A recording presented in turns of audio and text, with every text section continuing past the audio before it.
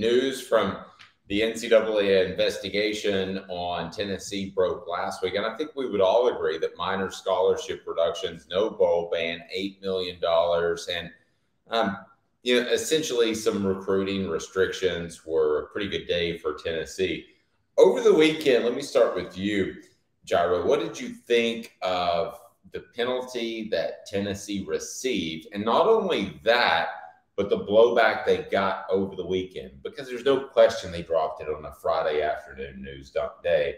I didn't think the blowback was that significant. A lot of media, even still on vacation before SEC media days, I didn't sense a lot of Tennessee got what they deserved, or Tennessee deserved to get punished, or I got the feeling that this was kind of a ho-hum conclusion to an investigation that's been hanging over Tennessee for years. Yeah, I agree. And I didn't see much blowback from any media really saying that Tennessee should have got more punishment. We also saw Heupel go on the Paul Feinbaum show on Friday as well and talk about how he felt the allegations were fair, that his current players are not being punished for what past players and coaches did. So another thing with that is the punishment that the NCAA handed down was already being self-imposed by Tennessee. So the punch that Tennessee is taking is really not that big a deal as well. I think the NCAA said they have to lose a certain amount of scholarships, and they only have 10 left to cut over the next 5 years.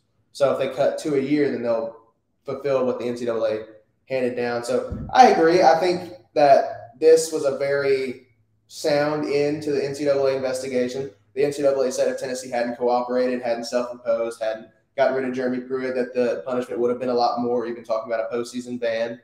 But we see, I think, a fair conclusion that the current players and staff don't have to worry as much about being punished for what Jeremy Pruitt and his staff did and players in the past. And then Caleb Calhoun, Jeremy Pruitt tries to turn this into somewhat of a racial issue, that why he gave money to players. It's a little bit silly, to be honest with you, but give us an update on that, on news that came out Monday, that he was giving money to players. Why? He told investigators that a player's mother approached him in the parking lot outside of the Tennessee football complex in tears because of financial hardship, and that she had nowhere to turn for money. And he admitted to giving her cash from his car. And he said that he felt his privilege, her race, and the social unrest that was going on in 2020 was all on her mind. And then he goes, then you throw in George Floyd, Ahmaud, Arbery, Breonna Taylor. So you sit there as a white man and you see all of this going on and you can see these kids suffering. What do those people have? What does those situations have anything to do with giving a player's mom cash? I mean, like those are serious things that happen. I mean, that's a totally separate thing from this. And like, does anybody really believe that's what's on Pruitt's mind when he's giving players their mom's money? No, and I think it speaks to his intelligent level that he would try to float that out there and try to make that a thing, Jairo. I mean, is anybody buying that and looking at Jeremy Pruitt as a sympathetic figure? No, I agree with Calhoun. I think he was trying to draw whatever straw he could pick out to try to have a defense for what he did, because he knew it wasn't right, obviously. But I mean, would those be worthy causes? Sure. Was that Jeremy Pruitt's cause? I highly doubt that was what was on his mind. All he was worried about was getting 5-star recruits any way he could and getting them to Tennessee and trying to win games, and he still couldn't achieve that. So I agree with Calhoun. I think that's just a crazy thing for him to say, and he's just trying to grasp at straws, and he tried to avoid whatever penalties he was given. Calhoun, he's not a PR guy, and we don't expect him to be. He's straight up a football coach. Some coaches are pretty good at PR. He's not, and he shouldn't have to be. But did it even cross his mind how this might play? Because it just plays publicly like he is grasping at straws, is the best word I can use, or just not very bright. Yeah, my kindest defense of him is that maybe this is a snippet that we got from things he told investigators. So maybe this was him throwing anything he could to defend himself to the investigators, not really expecting this to get out from a PR perspective. And so that's my kindest defense. I will say you guys are both underselling how smart Jeremy Pruitt is, because Tennessee has to vacate their wins from 2019 and 2020. But you know what? you can't vacate wins if you don't win. Very, very smart by Jeremy Pruitt right there. Yeah, that's right. Jeremy Pruitt with a 6-year show cause, and I was talking to somebody who was close to Jeremy Pruitt and somewhat of a sympathetic figure to him, and he said, does that essentially mean he can't coach? Well, it doesn't mean he can't coach, but the institution would have to show cause as to why he is a good hire and why he's a safe hire as far as not committing NCAA violations.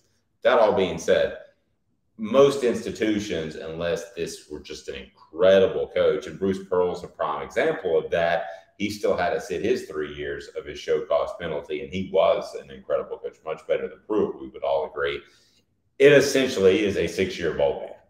And I'm sorry, a 6-year ban on your professional career.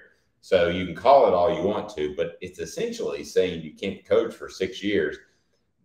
This is a major, major explosion for a guy that I don't think has a home in the NFL, because he is a recruiter first and foremost, a talent evaluator first and foremost. There's not going to be an NFL team that's going to have him judge college to NFL talent. This is an A-bomb, the type, or a meteor, that the kind that killed the dinosaurs, to his career. This is very bad for Jeremy Pruitt. We didn't look at it from his perspective on Friday, and I know a lot of our listeners and viewers don't care, and I don't blame you. This is a pretty big A-bomb for his career. Absolutely, and he doesn't have the credibility of Bruce Pearl. You're right. Look, he doesn't even have the credibility of Donnie Tyndall, who also got show calls. Whatever you think of Donnie Tyndall, he knew basketball. That guy had a great system in place. I'm thoroughly convinced Tennessee would have been a national title contender year in and year out had Donnie Tyndall stayed at Tennessee basketball and not gotten in trouble. Pruitt, you brought this up to me, was considered a defensive wizard as a coordinator, largely because he was just ahead of the curve on technique for edge rushers. Mm-hmm. Well, now everybody's doing that now. So does Pruitt really have anything unique to him as a defensive coordinator anymore? I don't think he does. So I'm with you. He's just a recruiter, just a talent evaluator. And that alone isn't going to be enough to, one, get you a job during your show calls. And when your show calls is up, I mean, look, when his show calls is up, he's going to be pushing 50. I think he might be 50 at that point. That's not the best time to restart your career. I mean, this is it for him. And I mean, yes, he did it to himself. I hope he's financially okay, because he did get paid well at Tennessee. You never know with situations like that.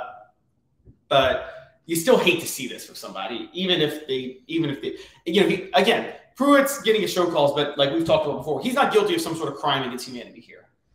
Agreed. And I empathize, Gyro, with the pressures that coaches are under. Coaches for a long time determined who got the drug tests, and they knew who not to drug test. So a lot of these coaches make questionable decisions, not money in Chick-fil-A bags, but a lot of them make those questionable decisions and then they get stuck with it.